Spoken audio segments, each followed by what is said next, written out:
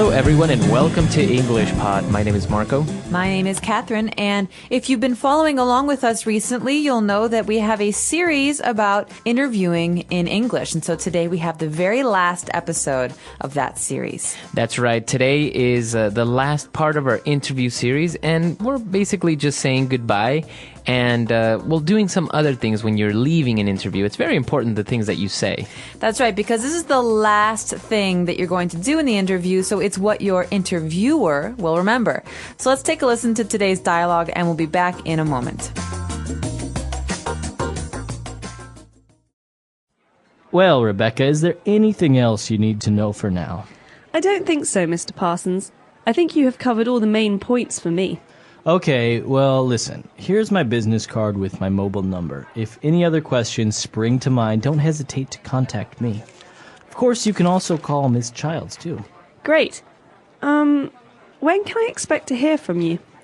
Well, we are finishing the short list interviews tomorrow, so we will certainly have a decision made by early next week.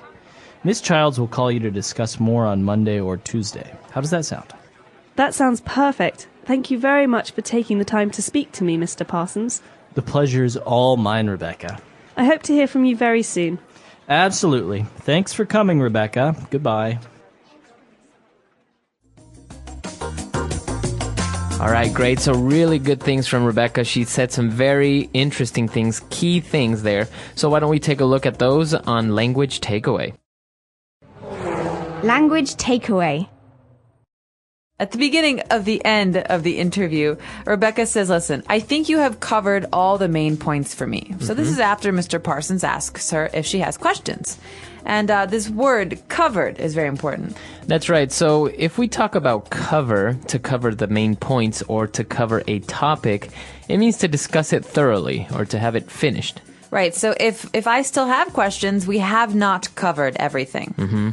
But if I did ask all of the questions that I have, then we've covered everything. So the verb here is to cover. That's right. Okay, and Mr. Parsons says, well, you know what? Here's my business card with my mobile number. So this word business card, key element of any interview or any business situation. As you say, a key part of any business interaction. So a business card is a very small card, usually thick. And it has a person's name, job, phone number, and sometimes email address now on the card. So the information can change, but it's a contact card, basically, for one person. That's right. So this is very important to have around, especially in situations like this. Mm-hmm. Okay, and moving on, he also told her that if she has any other questions, to not hesitate and to contact him. This is a very common phrase. Don't hesitate to contact me, or don't hesitate to ask. That's right. So to hesitate means to be nervous about something or to maybe not do it because you're uncomfortable. So, Marco, I want to ask you something, but I'm not sure if I want to ask you. Maybe you'll be angry or... So I'm hesitating. Right. Okay? The verb here is to hesitate. You have doubts. I have doubts. And so he says, don't hesitate to contact me. That means any questions, any issues, please call me. Okay, very good. And Mr. Parsons said that they are finishing the short list of interviews tomorrow. So what does it mean, a short list? Well, a short list is something we talk about during the interview process because the interviewer, so in this case, Mr. Parsons, will have a long list of people who want the job. And maybe after the first interview, he will cut the list down to a very small number of people, 10 or 15. And that is called the short list. So those are the people who did well on the first interview, but who maybe should come back for a second or third interview. That's right. Okay. Very good. So a lot of great things there. Why don't we take a break? Let's go back and listen to the dialogue. Let's see what Mr. Parsons and Rebecca said. And we'll be back with some really good phrases that you can close off an interview with.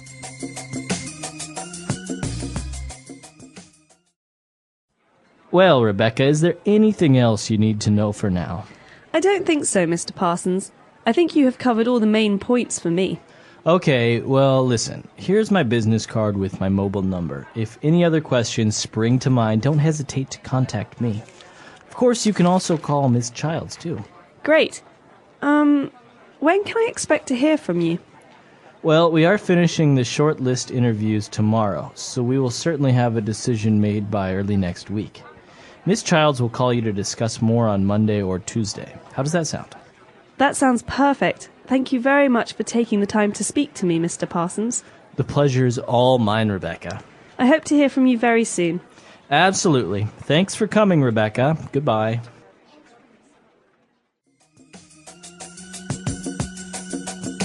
All right, we're back. So now let's take a look at those phrases we mentioned on Fluency Builder.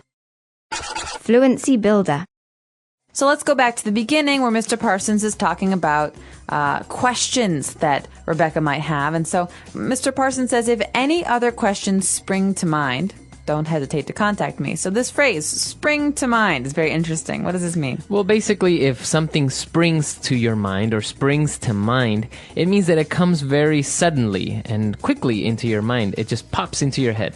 Wow, so to spring, or springs in this case, is like jumping. Mm-hmm. So something hits your mind very quickly. It comes into your mind very quickly. So, I don't really have any ideas, Marco, for that party next week, but, if anything springs to mind, you should let me know. Okay. So if you have any sudden ideas or anything you suddenly remember, that's what it means to spring to mind. Mm-hmm. Okay, so taking a look at these expressions that Rebecca used when she's leaving.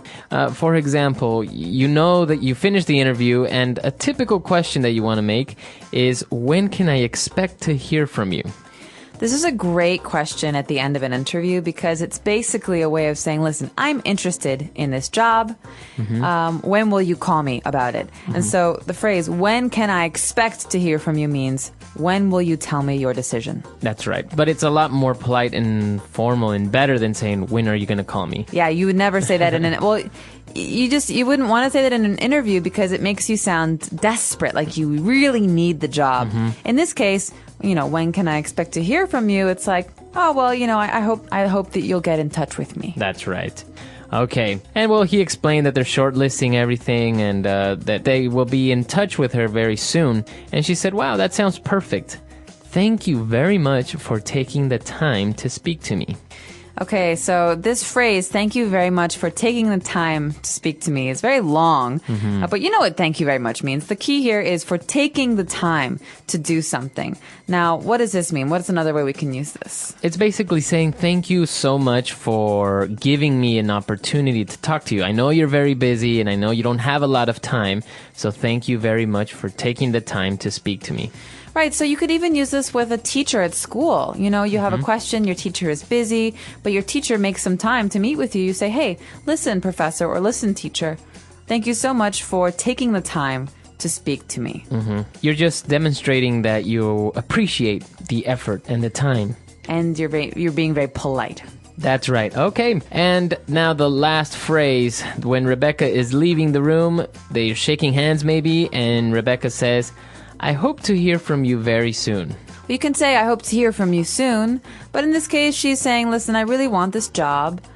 She doesn't want to say, call me tomorrow. She says, I hope to hear from you soon. I hope that this works out, that I get the job. Right. So she's basically demonstrating a lot of interest, saying, well, I really like the job and I really would like for you to call me and give me good news. So I hope to hear from you soon.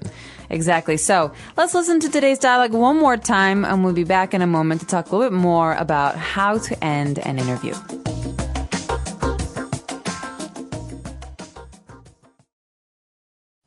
Well, Rebecca, is there anything else you need to know for now? I don't think so, Mr. Parsons. I think you have covered all the main points for me. Okay, well, listen. Here's my business card with my mobile number. If any other questions spring to mind, don't hesitate to contact me. Of course, you can also call Miss Childs, too. Great. When can I expect to hear from you? Well, we are finishing the short list interviews tomorrow, so we will certainly have a decision made by early next week. Miss Childs will call you to discuss more on Monday or Tuesday. How does that sound? That sounds perfect. Thank you very much for taking the time to speak to me, Mr. Parsons. The pleasure's all mine, Rebecca. I hope to hear from you very soon. Absolutely. Thanks for coming, Rebecca. Goodbye. So this is a great way of ending an interview. Rebecca did a really good job. And I think there are a couple of suggestions or tips that you would like to give our users. Yeah, well, one of them is don't, at the end of the interview, ask the person if you have the job. They'll say, we will be in touch, or thank you so much for coming in. But if they don't say, we would really like to have you join this company, then you probably shouldn't ask. You should say, when can I expect to hear from you? That's more polite. Because I think a lot of times if you didn't get the job, it makes the interviewer feel very uncomfortable.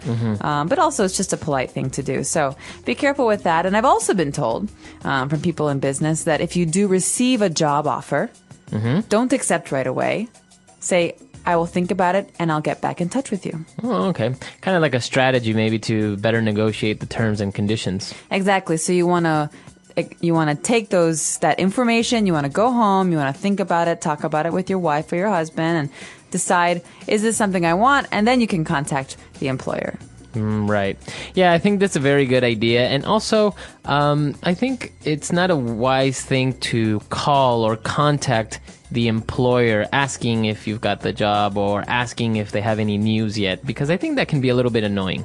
But if they say, we will be in touch on Tuesday, and it's a week later and they never got back to you, send a follow-up. Of course. A follow-up is an email or a letter or even a phone call where you say, listen, I'm really glad I got to meet you today. I hope that we have the opportunity to work together in the future. Please be in touch.